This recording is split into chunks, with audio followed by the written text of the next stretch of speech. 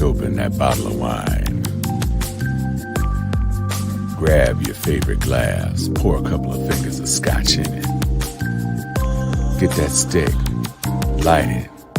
And blow. It's time to hang. With Steel Sharpens Steel. After dark.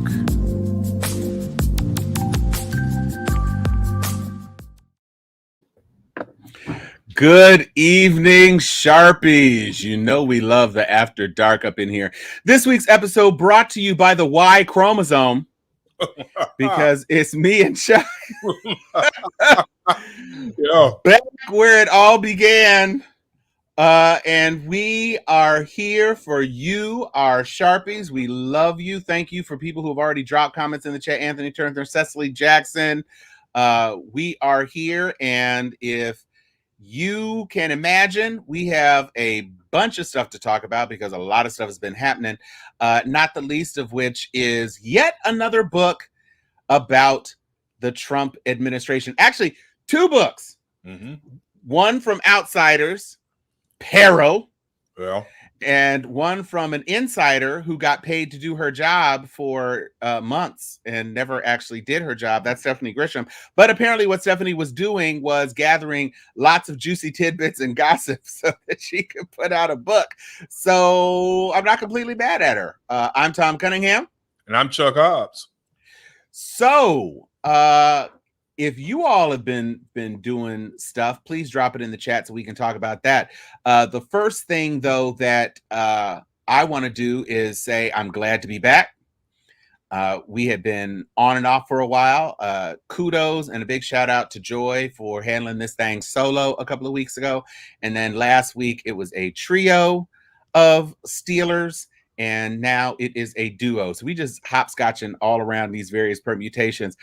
If you are interested ever in being a guest Sharpie on Steel Sharpens Steel, please DM any of us, Tom, Joy, Chuck, Sharon, let us know. And we'll be happy to have you on speed text to get you up into this thing. What it do, Charles? What's going on in your part of the world? Hey man, same old, same old. I have, missed the format, but I also understand that, when we look back to, it's been about a little over a year since we went to the full, four of us type format. You and I started in August of last year during the conventions, bringing commentary every night for the Democratic and Republican convention. Then we got joined by our sisters, Sharon and Joy, and it's been a wonder. But what was a trip is that at some point in time, life also happens. And so bringing it every week, like we brought it every week,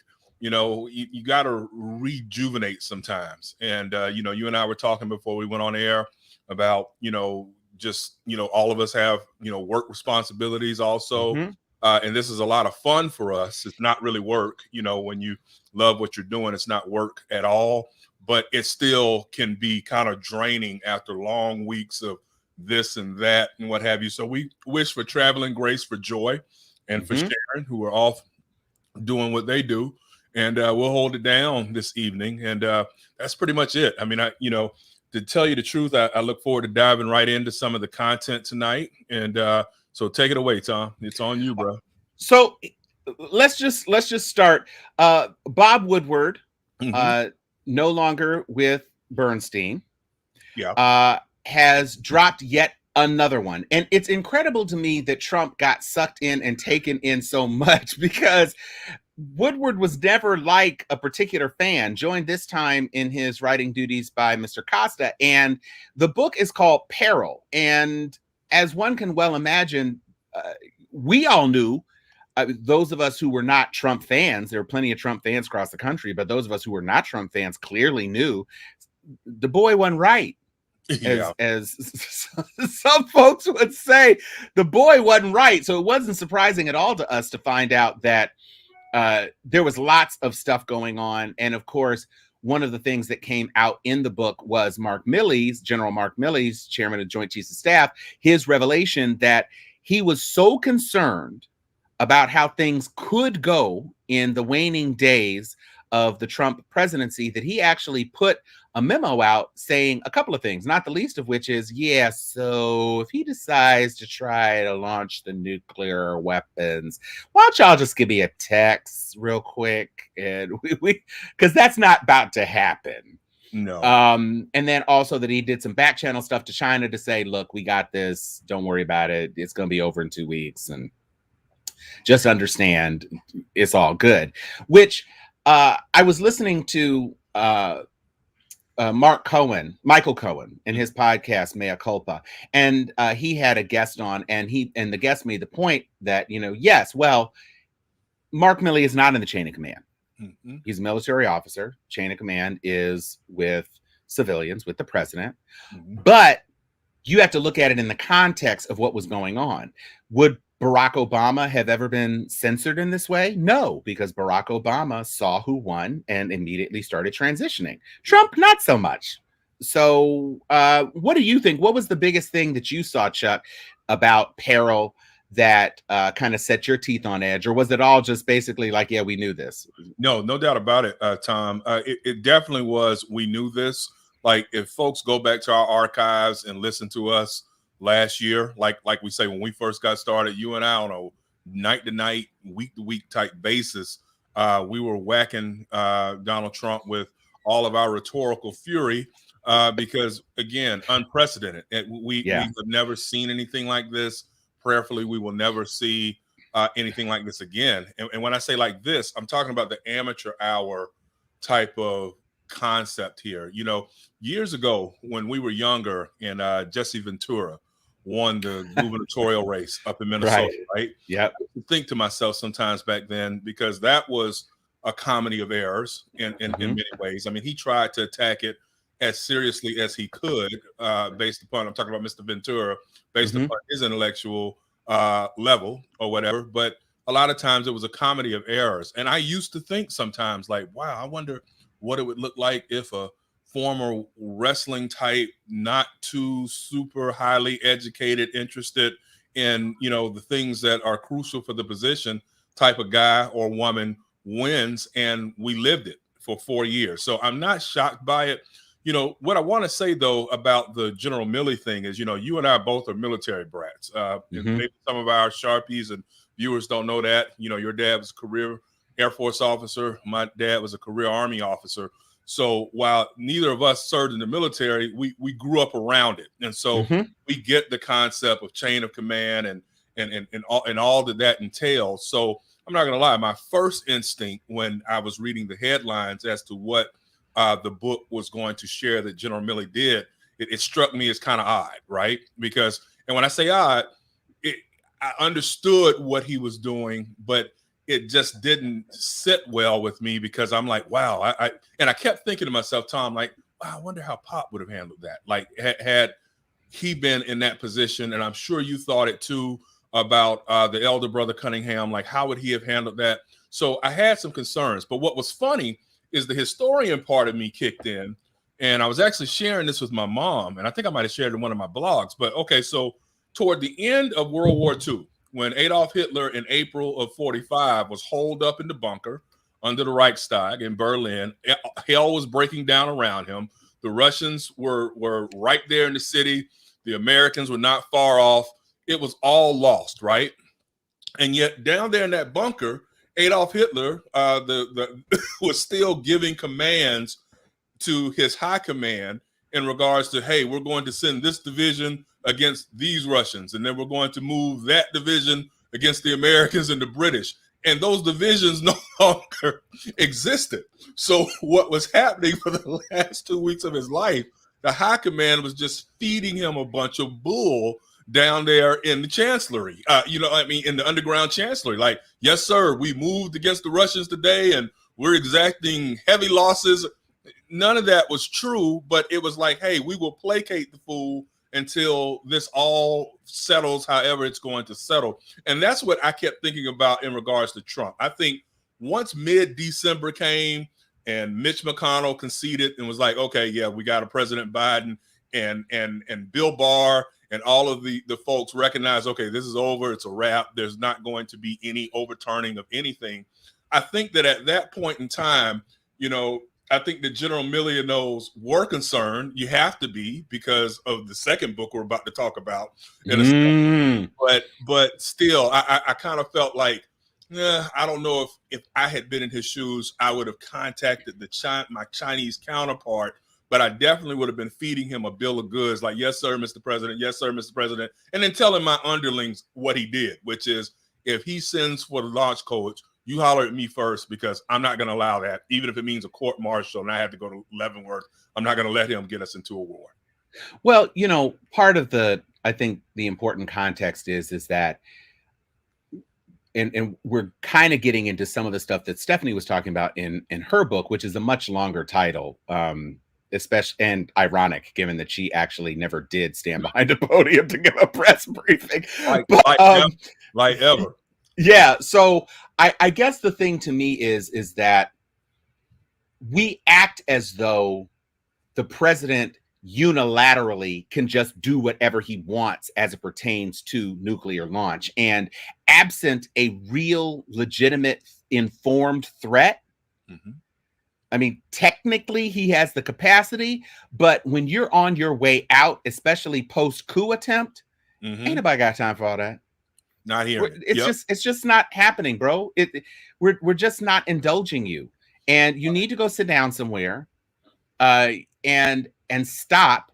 And to your point about how Mitch McConnell settled down, let's not be confused. There's still millions and millions of people. Rudy Giuliani, one of them, frankly. Rudy Giuliani has become completely unhinged and divorced from reality because he's still looking at things like these audits. The Texas governor just agreed to an audit. Yeah. And they are currently counting ballots in Harris County.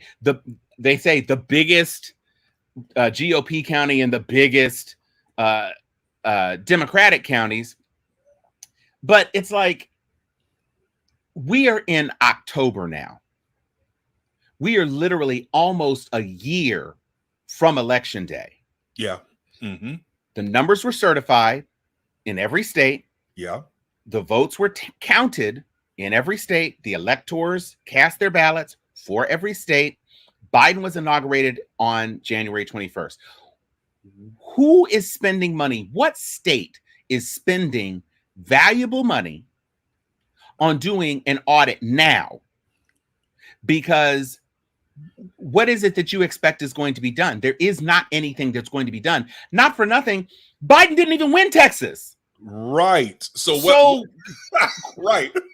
I mean, it'd be one thing, like you already did it in Georgia, you already did it in Arizona. I get, I get conceptually those two, because if it had been shown that, Trump actually won by 2 votes in this audit, I mean, automatically it would have triggered another audit just because of the margin of victory, whatever.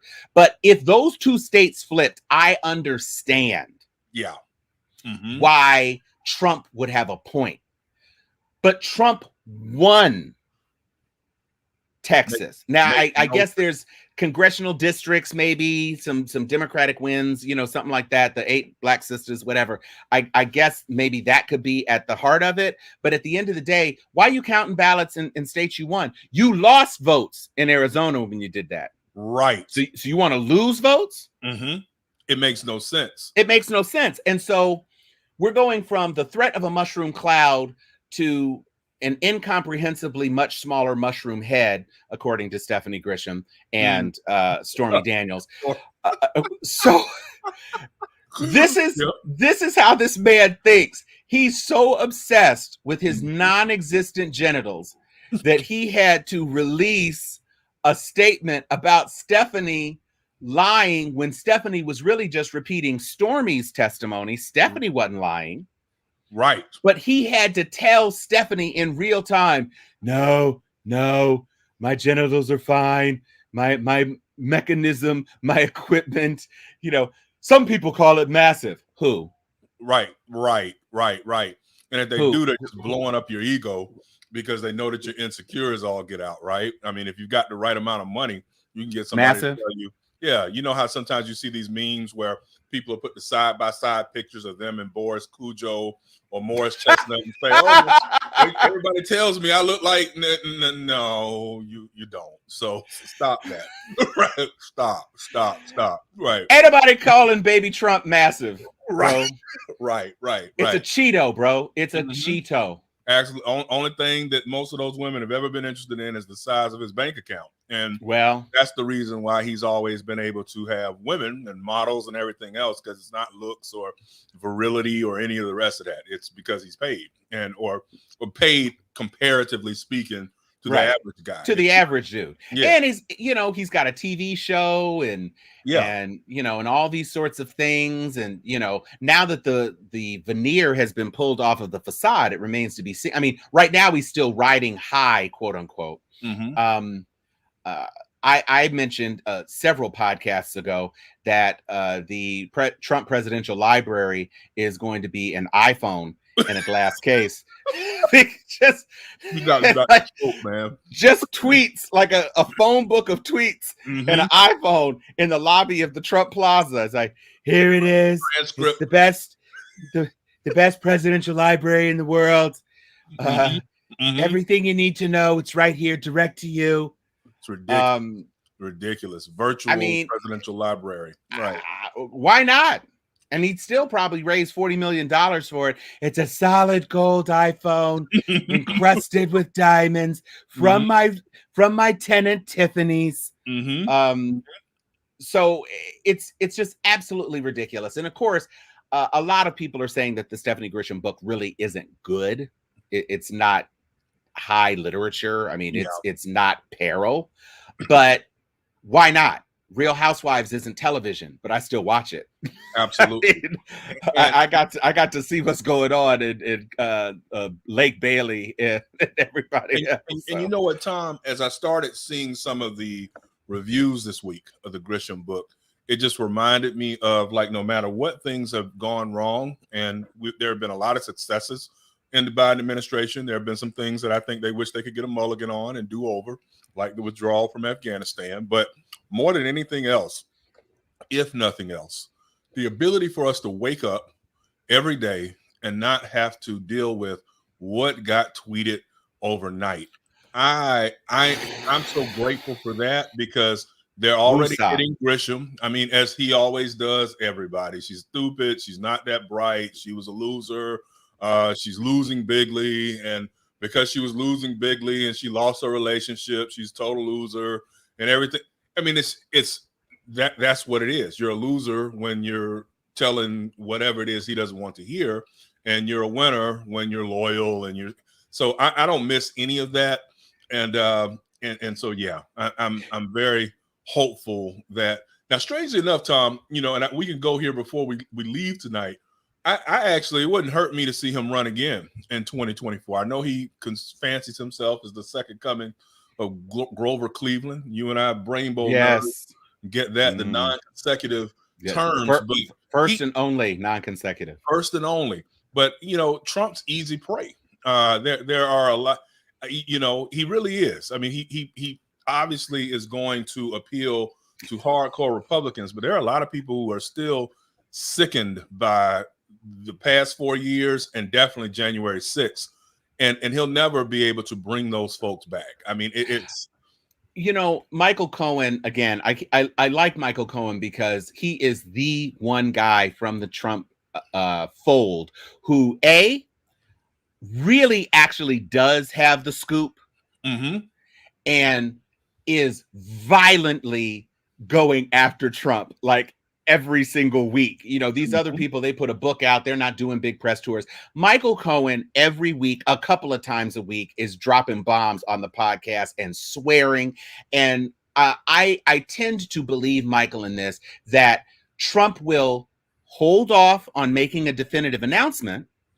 Trump will raise money as though he's going to run, but he will not run because he can't lose. Gotcha. The idea of losing the presidency again. I mean, right now he's still saying I won my second term, though he's not serving it. But the idea of actual losing again, and of course, Biden's probably not running. I don't know who is, and I don't think Kamala Harris, as much as I love her, I don't think Kamala Harris is the odds-on favorite. There's going to be some jockeying for that, because she ended up doing what Peter Florrick was trying to do in the last season of The Good Wife, running for president to run for vice president. Right. And so she got vice president, but I don't see her making her mark as the shadow president as I kind of expected that she would. Joe Biden is really out front. The infrastructure thing, you know, he's doing his thing. He's making his moves. He's trying to herd the cats. And you don't see a lot of Vice President Harris. And so I don't know that, I don't expect that the Democratic Party is going to and clear the decks for her in the way that they cleared the decks for Hillary, and because they didn't even clear the decks for Barack Obama. Let's be clear, it was true. Barack and Hillary all the way to the end. And so I don't think Kamala Harris is going to walk in with a retired Joe, or, you know, God forbid, some other circumstance with Joe Biden, unless she actually inherits the office and has the veneer of incumbency. I just don't see. And even if she does have incumbency, still gonna be rough. I just don't see. And frankly, as tough as she is, and as articulate and capable as she is, when you get into the whole misogyny thing again, that's not a fight I want to see Kamala Harris in. Kamala Harris versus Trump, I don't want to see that. Especially when it's some of our own brothers who are leading the lynch party for her as a woman, and as a woman who is married to a non-black man. It's right. We're still pissed. You and I are still pissed off with some of the fights we've had to fight. Oh my God! Honor amongst the hotepery of America and what have you, who just wanted to just make all kind of negative comments about Sister Harris. So yeah, we've got some time to figure that out. You know, I keep having this sneaking suspicion that we haven't heard the last of Beto O'Rourke out of Texas. Well, did you get the fundraising email that he's running for governor? I did. So I'm like, I mean, that actually, that makes sense. I get it. I was kind of surprised that he didn't perform better. In the Senate race. But he still has a national profile. I wish he were a little bit less sleepy in his presentation, but you know, it's not like Greg Abbott's some sort of charismatic super genius either. True.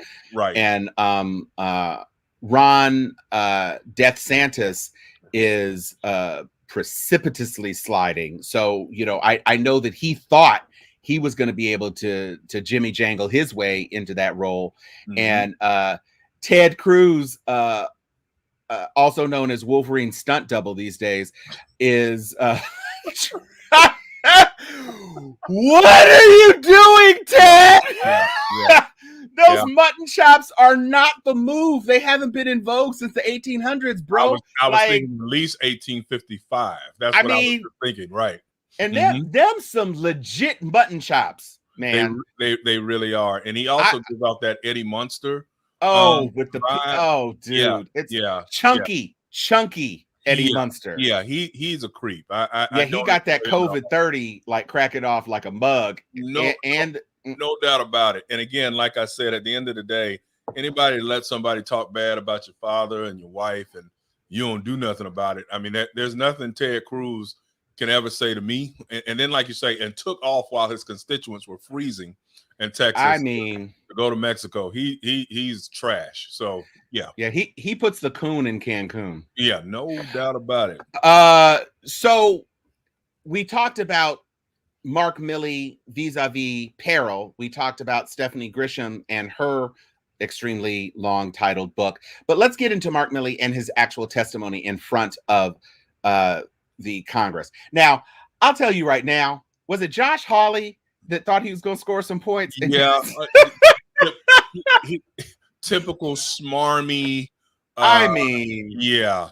He puts the smarm in the smarmy, no doubt about it. But yeah, there's, you know, it always trips me out when you start to hear these hearings, so to speak, and you hear the testimony.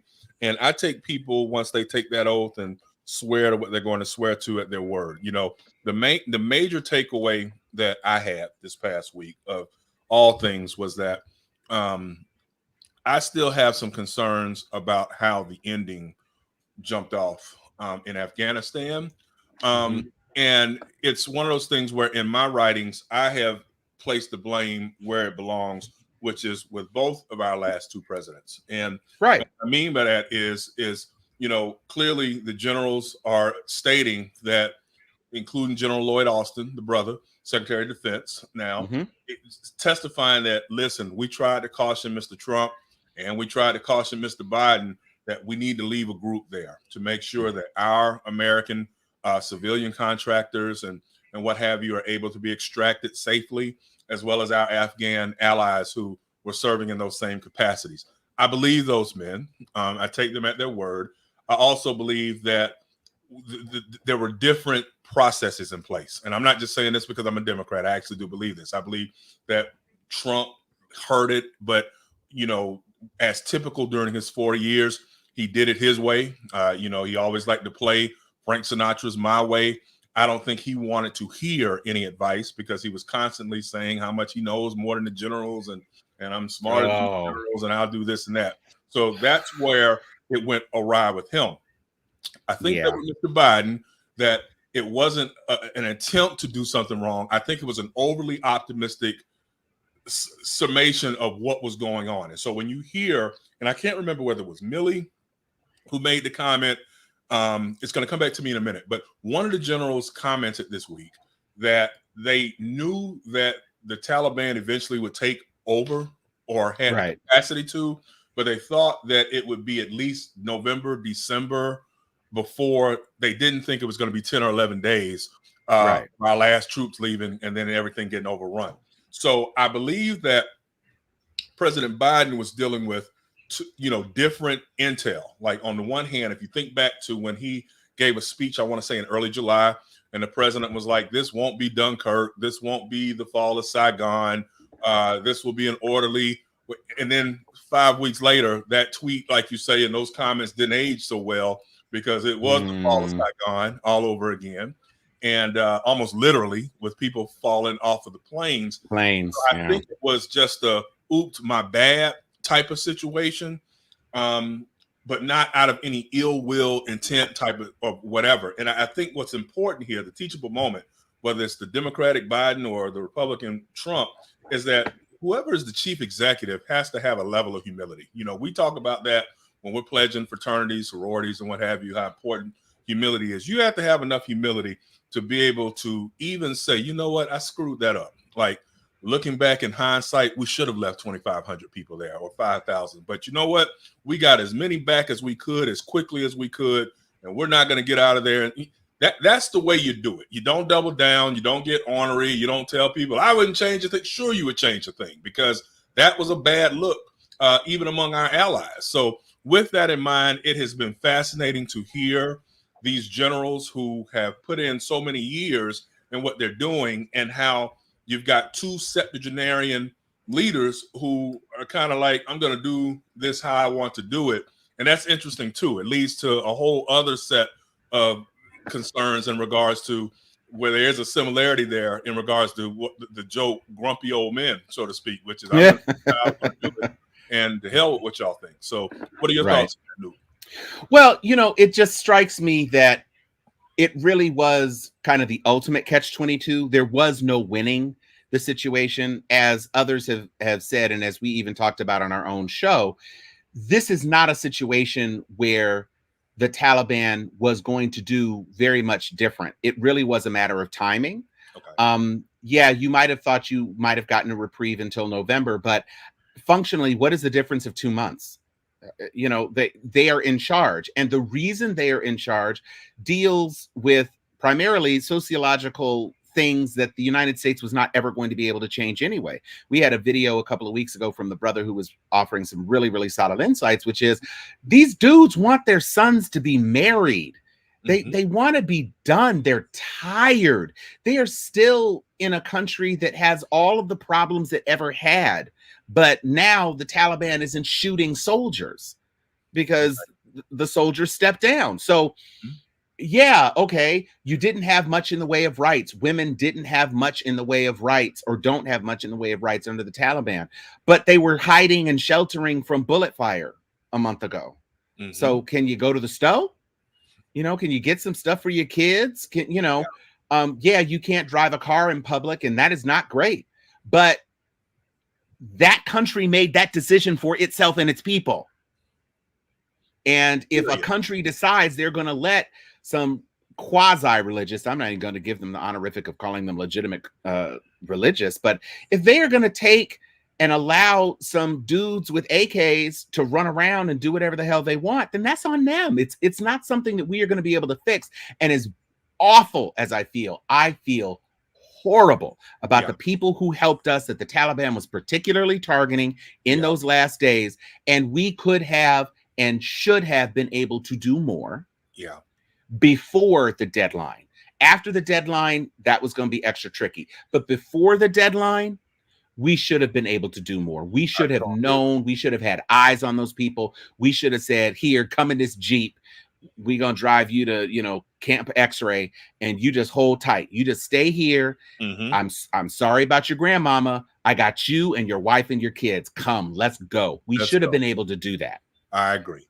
It's horrible that we didn't. But in the overall scheme of things, this country has been thwarting the will of the world's two superpowers, not counting China, because China has better sense, has been thwarting the will of the world's superpowers for 40 straight years. Mm-hmm.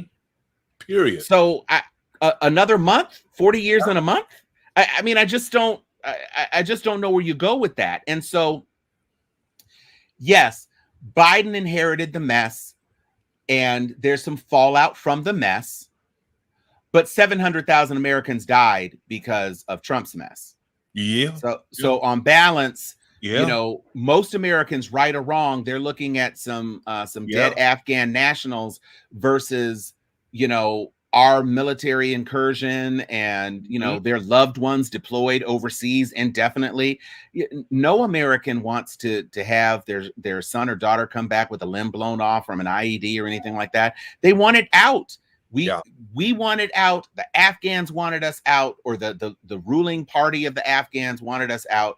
And Trump gave a date certain. And when you give a date certain, you're going to have to live with the consequences of the date certain. And to, Monday morning quarterback it and say, oh, I would have done something different. Okay, well, instead of inciting a riot, maybe you should have been getting your people out. Yeah, instead of pretending like it was a false election, instead of spending months, all of November, all of December, and really all of January, and because it's October and you still haven't shut up about it, those 3 months you could have been getting those Afghans out. That's what you could have been doing. Because even if you had won, you knew you had set that date certain, so you should have been doing that. But you were expending all of your juice and all of your energy on fighting a hopeless battle. So I'm gonna throw that one on you, Trump. I'm going to throw it right back on you, because that should have been another almost 3 months, all of November, all of December, until January 20th. That should have been your time to withdraw our troops and our allies from that country, instead of turning it into something that just, where Biden, was faced with shitting the bed, which, I mean, there's no two ways around it. At least he owned it. I agree. He didn't try to pass it off on anybody. Another thing that he has not been able to successfully get across the finish line is this infrastructure bill. And Joe Manchin and Kyrsten Sinema, girl, I don't know what you're doing. They annoy me. Joe Manchin is still Joe Manchin. Yeah. He really hasn't changed that much. But Sinema was elected as a Democrat for a reason in that state. Absolutely. And nobody is asking for this from you, Sinema. And see, here's what confuses me, right? Like, what is the end game? I was reading an article the other day, and it got me to thinking, what is it? Is power so important to members of Congress? Is the 200-something thousand or close to 200K that you make per year, the parking passes and the travel perks, are those so important that you can't sometimes just draw a line in the sand and say, even if I don't get reelected, this is the right thing to do at this moment in time. And I'm going to vote in a way that will reverberate 10, 15, 20 years down the line, even if it means that I'm back being private citizen Hobbs after the election. That question that I just asked is the problem that so many people in both parties have in Washington, D.C., in terms of, at the end of the day, we have a group of representatives, be it in the Senate or in Congress, who are more concerned about staying in power at times, not always. Every now and again, you'll see some altruism there and you'll see some, yeah, okay. But at the end of the day, it's, if this is the pulse and these are the ways that the people in my state or in my district are pushing on this, licking your finger, sticking it up to see where the wind is blowing. If that's the way that you're making your decisions, then that's selfish. And that's where I struggle, which is, where are the statesmen and the stateswomen who are like, you know what, this infrastructure bill, 40, 50 years from now, whatever roads and bridges and improvements that come out of this will still be, many of us will be long dead. And the impact of what's getting allocated right now, if it passes, will still be in effect. And that's my struggle with Sinema, and to an extent Manchin also. I mean, it's staying in power in West Virginia. We know West Virginia is a red state, and you're the last blue guy in the red state who can get elected there, probably. Yeah, who can get elected there. But can you do something else? Like, is this all that your life is, that you can't, like, I mean, hell, he could probably make 6-7 times that as a lobbyist if for sure gets kicked out of office. So I'm not understanding what the flex is, so to speak.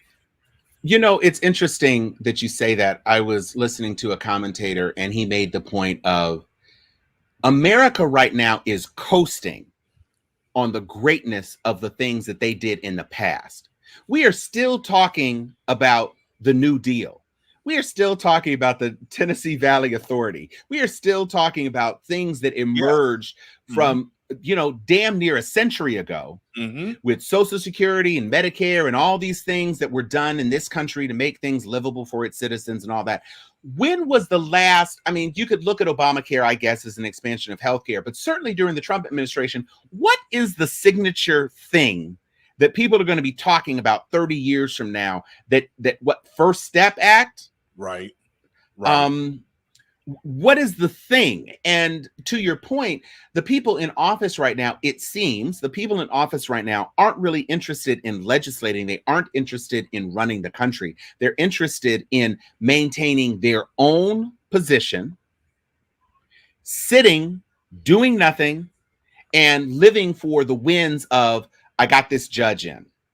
Or maybe we're going to be able to do this or that and the third about abortion restrictions like they're doing in Texas right now. So there are things that they are getting done, but they're not getting legislation done. Yeah. Now, this infrastructure bill would be something, as you said, those roads and bridges that are repaired are going to outlive certainly Mitch McConnell. That Horcrux is blinking right now. He needs to change, get a new 9-volt up in that thing. It's like, jumpstart his ass. But the point is that these people are posturing just for the power. Ron DeSantis doesn't have enough common sense to run a Dollar General.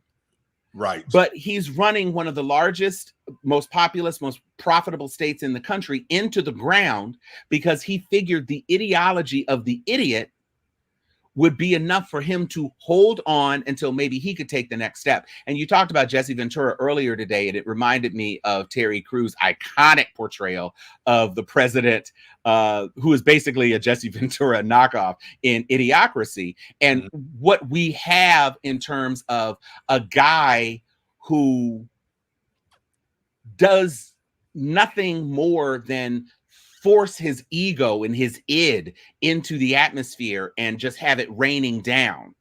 It's what plants crave.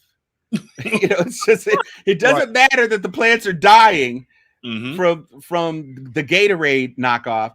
It's what plants crave. And so that's where we are. We literally were flirting with the Idiocracy administration. Now we have Joe, who is bringing a sense of stability. Just the lack of tweets is like a breath of fresh air. Indeed.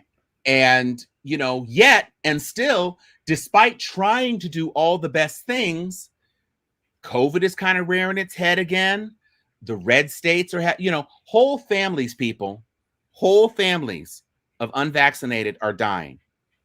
I read an article where the entire family caught it because they were all unvaccinated. But the biggest devastation was that the children were in ICU and intubated and, giving truth to the lie that, oh, it's an old folks disease, or, oh, it's an obese disease, or, oh, it's an underlying conditions disease. It's not, the kids don't need to be vaccinated, blah, blah, blah, blah, blah.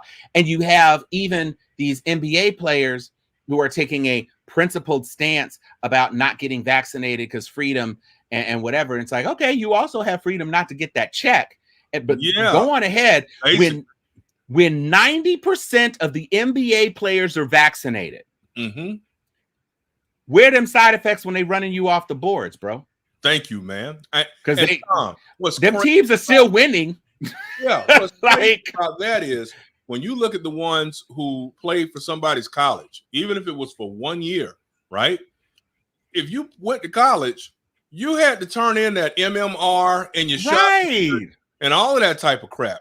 Every school I went to, you couldn't attend not nan class if you didn't have your shot records in before they let you in. I mean, even late in life in law school, like in my 20s, it's like I remember having to go to the University of Florida, like whatever, to like, hey, here are my medical records. And I'm like, wow, this stuff is still traveling with me, because I remember looking at it like, wow, this started back in 1970, whatever, up in Maryland, and now I'm here. Yeah, so I don't want to hear that. It just doesn't make any sense. And I keep challenging people, Tom, and I know you do too. I had one of those polls I like to do from time to time on my page the other day. I was like, how many of you know someone who's died from COVID? Oh, lots of people, hundreds of folks knew people, multiple people. Then I posed the second question: how many of you know people who died from an adverse reaction to a COVID vaccination? And that number dropped almost to nil. And so with that, you've got to ask yourself, we're almost a year into the first vaccinations, and most of us don't know people who died from it. Most of us have taken it. So by extension, that means it's safe. I don't understand what the Kyrie Irvings and Jonathan Isaacs and Andrew Wiggins is. I don't know what they're doing. They need to take the shot and go ball out. I'm not getting it at all. Yeah, you know what, Kyrie? First of all, I'm looking at your eyelids. Yeah, he's on one. And maybe you thought that smoking was going to kill the COVID out your body. Yeah. Let me just say, Kyrie. Or maybe I should call you Irie. Here's the thing, bro. As Chuck said, when you were in kindergarten, you had a yellow card that showed your vaccines. This is not a new vaccine. This is a variation of a vaccine that's been in development for 20 years, because there was SARS-1. They were trying to develop a vaccine for SARS-1. This is SARS-2. So it's like the 2019 Mustang and then the 2020 Mustang. They had a Mustang already, and they added some leather trim, and they added CarPlay, and then they rolled it out with a new color. This is not some brand new things. And going ahead, people were talking trash about Kareem Abdul-Jabbar, saying, if you don't get the vaccine, you should quit. And somebody in one of our frat pages, Chuck, I don't know if you saw it, they actually called Kareem Abdul-Jabbar a coon for advocating vaccinations from a team of professionals who are in close physical proximity to each other, maskless as is necessary. Wow. breathing on each other, spitting on each other, bumping into each other in a stadium full of fans. Yeah. Some of whom are maskless, at least while they're drinking beer or eating a hot dog or nachos or whatever. And I go back to that scene in Outbreak where they were in the movie theater and that one person coughed and the little germ said, and then somebody's laughing.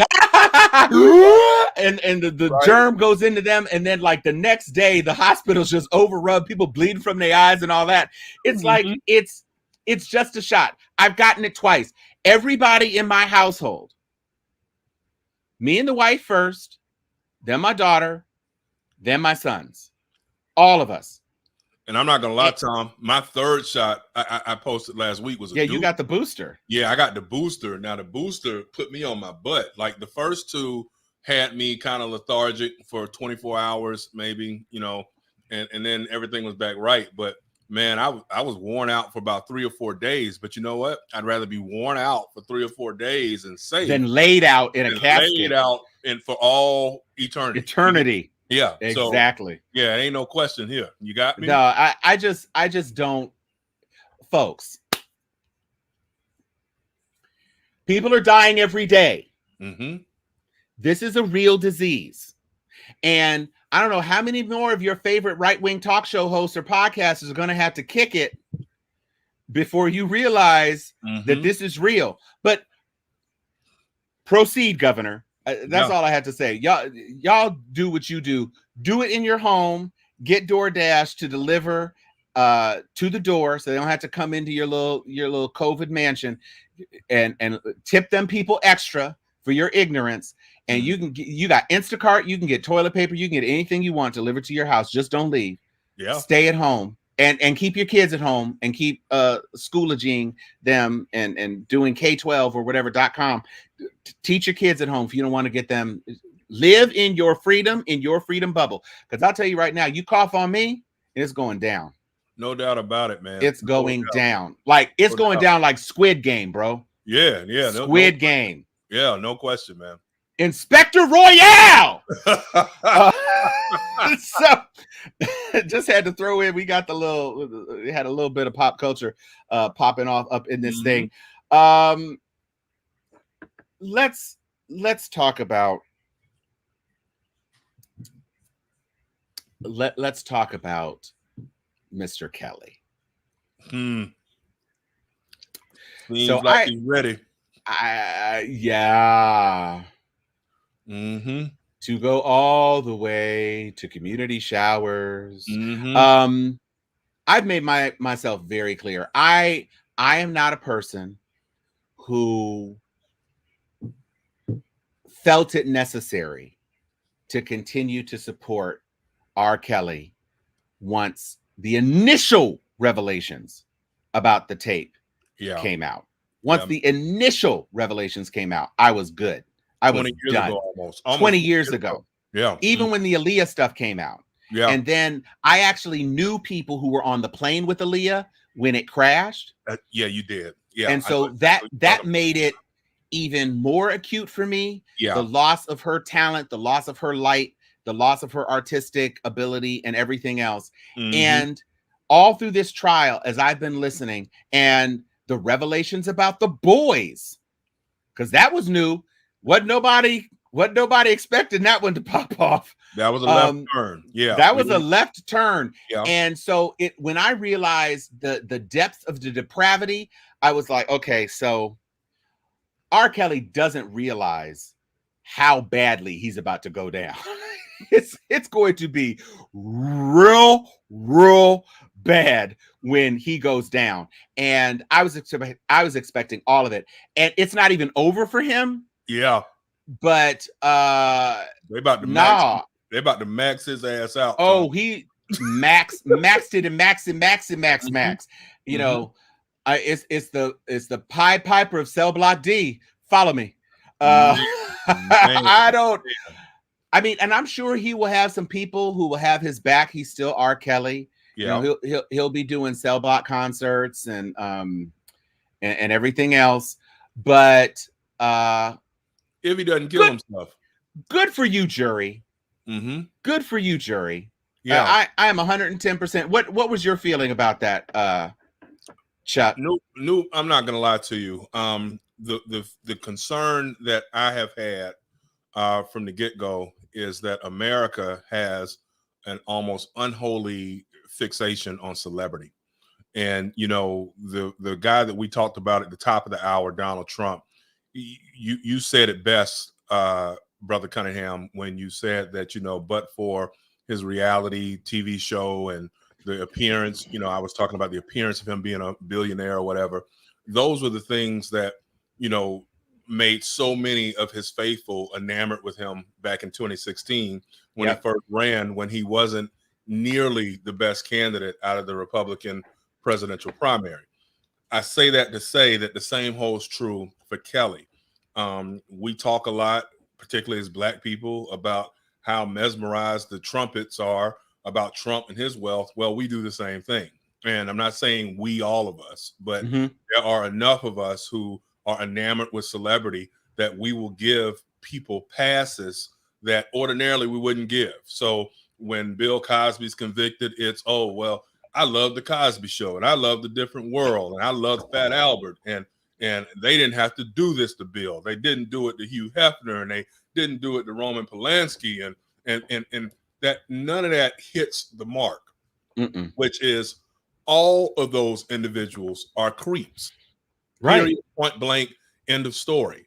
And while it is unfortunate that Hefner went to his grave and maybe was never held to account for anything, not maybe, wasn't held to account for anything that would have been illegal, at the same point in time, that does not excuse what has gone on amongst Black people, particularly when you're looking at Kelly, because Kelly, in particular, his predatory predilections are against young Black people, young Black girls, young Black women, and as we learned during this trial, young even Black some men, Black boys.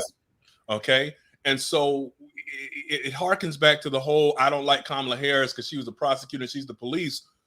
Well, a lot of times prosecutors like Kamala Harris are defending Black people who are the victims of crime. And so in my point of view, Kelly, like you said, I was done with him 20 years ago when the tape came out, right? And that's frustrating because I've always loved the good slow jam tape. The brother's talented. There's no question about it. He's a musical genius. But at the end of the day, I didn't like his music or his talent that much. Not that much. Where when you know that he's doing these things to 12 and 13 and 14 and 15-year-old girls, it was a wrap for me. And so that's part one. Justice has come. I think, Tom, that he's going to get maxed out sentence-wise because he's dodged bullets in the past in the legal system. And these judges, the judge in New York, and then if he's convicted in the other trials, they're going to look at the body of work over 20 some odd years, which is not only did he dodge the bullet in prior trials, but he got worse as time. Oh, absolutely. Kidnapping these girls, smearing feces on them and all that other stuff. And look, let me hop in real quick because there's a couple of comments that have made. Cecily said that one of her family members said, if you're still eating Subway after Jared, then I will listen to R. Kelly. First of all, Jared nary ever made a sandwich. Right. So let's be clear. Let's stop with the false equivalency. Jared was not a sandwich maker. He did not own Subway. He was a spokesperson that Subway hired after he lost a lot of weight from eating Subway sandwiches. R. Kelly was producing his music and raping girls. Period. Don't talk to me about sandwiches and rape. Yeah. Ain't no rape sandwiches. Stop it. Thank you. The other thing that we need to consider is that yes, when somebody asked, do we think he got away with as much as he got away with for so long because he was abusing Black girls? And now we understand Black boys as well. And I think that is part of it. I think even from the parental standpoint, we as a people have been so degraded and socialized in this country to have no sense of self-worth. That the idea that, well, at least she's with that man and he's got money, or maybe he can do something for her career and help out the family.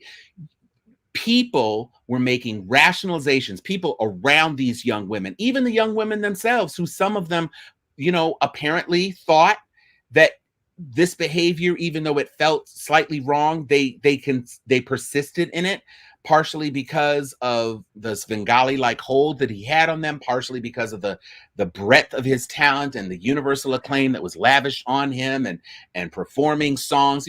Somebody said that their little cousin or something was singing "I Believe I Can Fly" in their little 5th grade thing, and had to the little niece had to make a presentation about the song and mentioned R. Kelly 3 times in her presentation after he had been convicted. Jesus.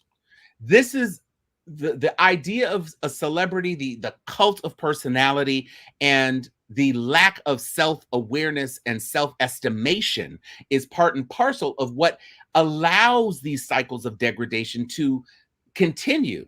I mean, I used to live in the suburbs of Chicago, and Cabrini Green and those homes. Speaking about Confection Man and Jordan Peele and Nia DaCosta, if you have not watched that movie, please go do it. It is well worth it. And it's also available, I believe, on demand right now, so you don't have to brave the theaters if you don't want to. But these are real issues in our communities. Yeah, real issues, and it's not so different from the attitude of some of the folks who administered the Tuskegee experiment with, well, it's scientifically important, and these men, they're doing this for science, so we don't have to take care of them because these black men, there's greater worth in chronicling how this disease ravages them than repairing them and inoculating and protecting them from the disease. It's been a vicious cycle in this country. I am just glad now he got away with it way too long. He is never going to get away with it again. And that is the blessing. And that is the message as far as R. Kelly is concerned. He can step in the way of soap, or yeah. I believe he can dry himself in the shower, then that's what he's going to be doing. But it's a long time coming. I am glad for the victims of his heinous depravity, and I am glad that we will no longer have to litigate this. Somebody said, this happened because R. Kelly was trying to buy MSNBC. See, there's always one. There's always going to be one. There's always going to be one, man. That tickled me, I had to say. No, it is funny. And Tom, I'm not going to lie to you. When we look on social media and you see some of the responses, like, man, I'm looking up and down at some of these responses, like on my page, your page, and some of our mutual groups and what have you. And I'm like, boy, I can spot the predators. Because again, as men, there's no equivocation here. Either you support women and you're against rape culture, or even support men because men get raped also, or you support the rapist. There's no. That's it. Yeah, there's no two ways. It's binary. Right. It's a zero-sum game. Period. And so, I'm sitting here looking at these dudes justifying this and that, and I'm like, okay, be careful. You not R. Kelly, and you don't have goons that are going to protect you. Some dad's going to put hot lead into you about fooling around with their little baby girl. And so, be warned. There it is. People, there warned. It is. Gregory McFadden says, I saw D.L. Hughley said, we're still listening to the national anthem. Let's be clear. Francis Scott Key was dead. Ain't no iTunes streams, ain't no Spotify of the damn national anthem. It is fallen out of copyright protections. Okay?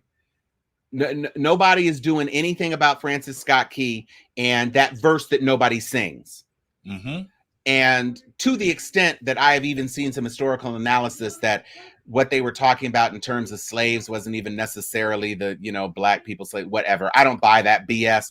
I will just say this.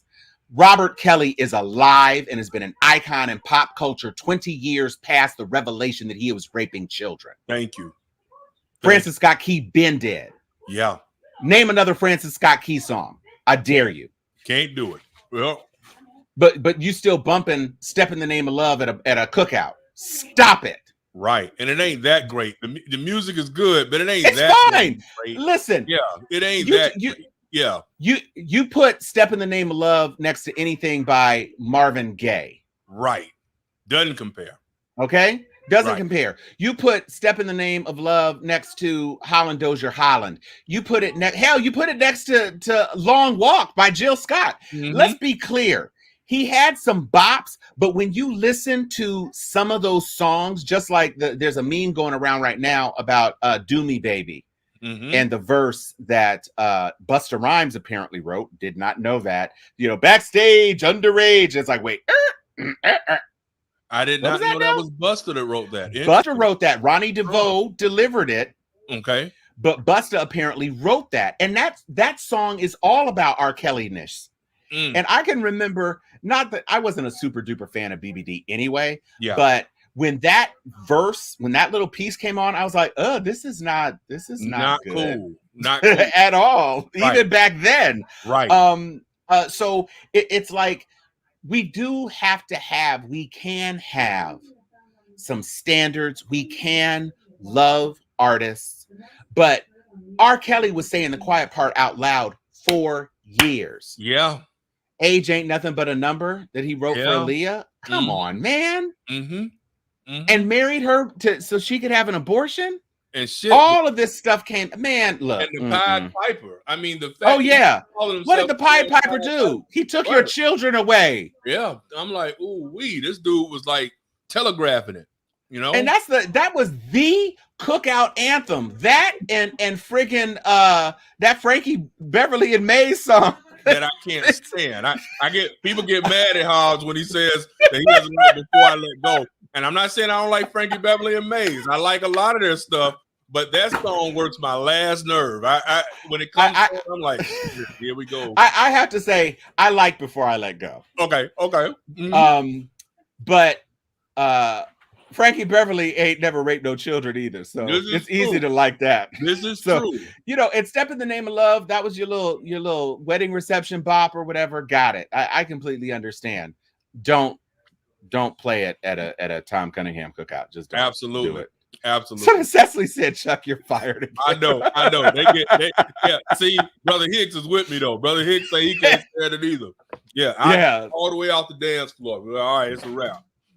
Yeah, I just think that when it comes to the things that we need to keep top of mind when we think about the things that are important to us, we are living in some crazy, dangerous times. We are living in times when there's so much at stake nationally and personally and mentally as Black people. October is Mental Health Awareness Month. Okay. And so my people, Chuck's people, our people, I entreat you. Thank you. Here, I'm going to put this up, Cassie Hammock. I'm just going to read what you say. We have to become lovers of ourselves. Then and only then will the Kellys of our race not get a pass. There are other Kellys waiting behind the screen. And my prayer for you is our people, love yourselves, do what you need to do in order to protect your mental well-being and your health. Seek out therapy if that's what you really feel you need. Even if you feel you don't need it. If you just stressed and you're looking for something different to do, go on ahead and seek some therapy. There is nothing wrong with it. You got Talkspace and all these other things, apps and things. You can text a daggone therapist and do video chat if you want to. But take care of yourself, and in taking care of yourself, take care of us all, because we cannot afford to fall for this sort of foolywang anymore. Totally. We just can't. We just can't. On a different note, we did have someone who a message from Joy. Joy said that she wanted to show this, and so we're going to share it in a way that Chuck and I can also be on screen and comment on it. But this is a brother who he must have really been up on that Loki that Loki series, because when I tell you he took on Alligator Loki and won. Oh yeah. Let's roll that beautiful beam footage. Mm-hmm.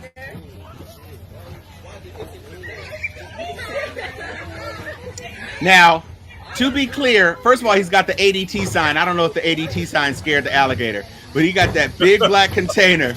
Yeah, and the alligators back it right up into the bushes. He like, that's an animal. He Okay, brother got a do-rag, white socks, and Adidas flip-flops. Come on now. That's what's tripping me out. It's the flip-flop. He got the flip. Yeah. Boom. At that point, and he was in the he knew he had messed up. Yeah. He got look at He's heavy. Oh! Okay, somebody said that Adidas needs to give that brother a contract now. That's real talk. That's the best advertisement for them flip-flops ever in life. That is real talk. Go get you some Adidas and fight off an alligator, bro. See, that's what was tripping me out. When I first saw the video, I was like, bro did that in some, because I have my Adidas on right now, my flip-flops. And I'm like, they have decent grip. But Tom, I'm not gonna lie, if I had to go get in a scrap right now, I'd want my Nikes on. Right. Some laces. Grip, right? Yeah. Grip your foot. Right. And I'm like, dude is out here in his slides and taking on a gator that will bite his ass. Do you get what and couldn't even see whether or not the gator was in the bed. He was telling, is it in? Yeah. Tell me when the head's in. Man, he was using the force. Like when Obi-Wan put the thing over Luke and was like, hey, your eyes can deceive you. Right. I was totally impressed with the other day, man. I was captivated. Absolutely captivated. Because down here in Florida, that's not unusual. I post stuff like that all the time because I'm like, people think I'm joking, but I'm like, every single time I walk out the door, my head is on a swivel because you just don't know. It's because most of us live around water. And I tell people who visit the state, as you well know, Tom, you lived here for a good long while. If you see a body of water in Florida, there's a good chance there's a gator in there. Oh, it's a gator in there. In there, right? Oh, no, it's a gator in there. Yeah, no doubt. And so in my head, I'm like, and I know me and Brother Hicks were laughing about it on my page. I was like, yeah, that was a lot of work this brother did.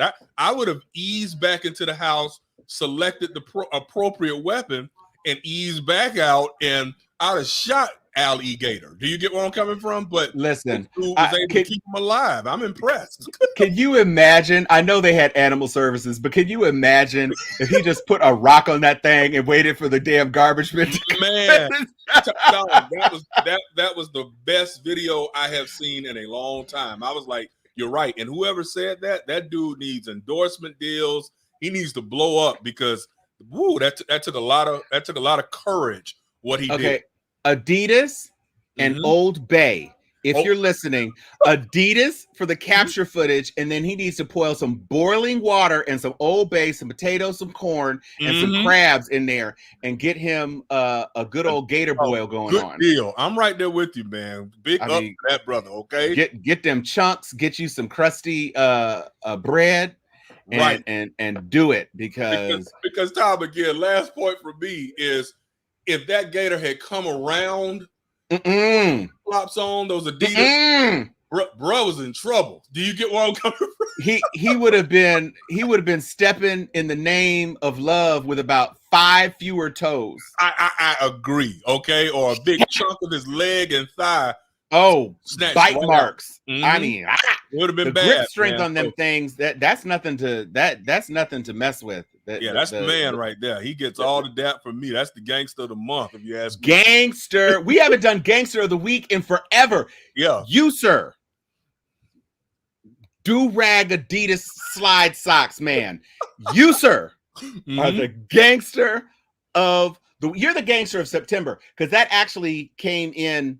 That was end of September, even though we're showing it today. That occurred in September. So you are the gangster of all of September. You get all of that. Absolutely. And if you're a Libra, you get Libra gang vibes. That's so it. Speaking of that, Happy birthday, brother. It is my birthday next Friday.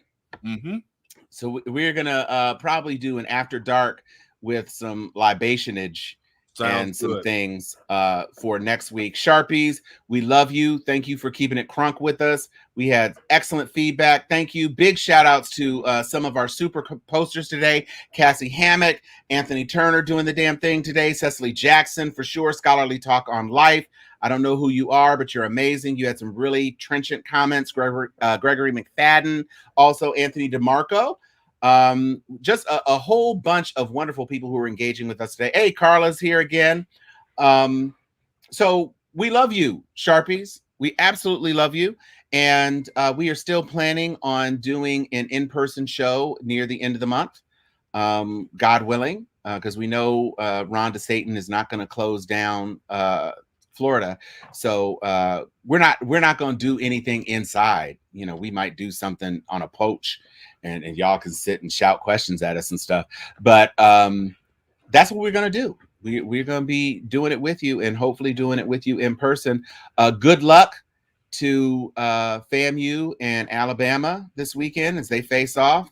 FAMU looking to gain a little bit more traction in the SWAC. Chuck, what do you feel as we close down? What do you feel about the SWAC this season and Prime and Alabama A&M, which is doing some great things, and sorry, Bethune-Cookman University. Yeah, man. Tom, it's the best Black college conference by far. Yeah, right now. Yeah, for sure. Yeah, for sure. Right now, and I think it can only get stronger.